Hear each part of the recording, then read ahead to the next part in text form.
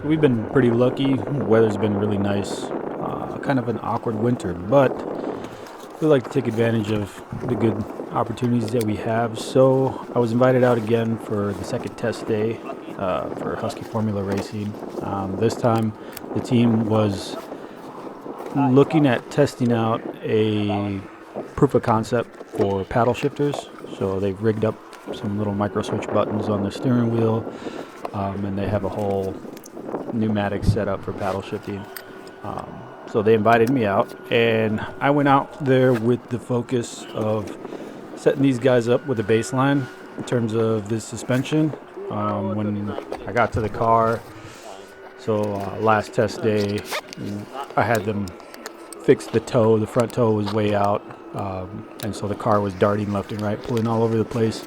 This time, I noticed that the rear end was really, really tight. There was no suspension movement in the rear whatsoever, so went ahead and took out all the preload and the rear springs, and then just snugged them up so that the springs were on the seats. Little to no preload whatsoever. And then we went ahead and set the dampers to a baseline. We have, I think, up to 32 points of adjustment on the bump and rebound damping for high and low speed. So we only looked at low speed damping, and we set front and rear to 6 compression damping and 10 rebound damping.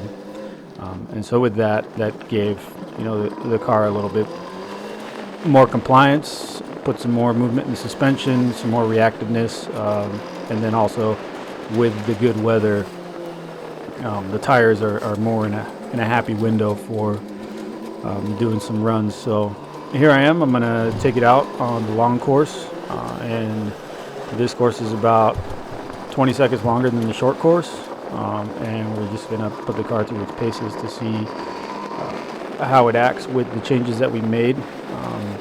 I did feel a lot more comfortable in the car this time out. The suspension felt great. It was pretty reactive. I felt like I had some good bite going into the braking zone. So historically, this car, when you would get on the brakes into a corner, it would just understeer straight to the outside of the corner. And with the softer changes, I felt like it had more front grip. Of course, the temperature helps, but it was really stiff when I first got to it on that first test day. So substantially softer now.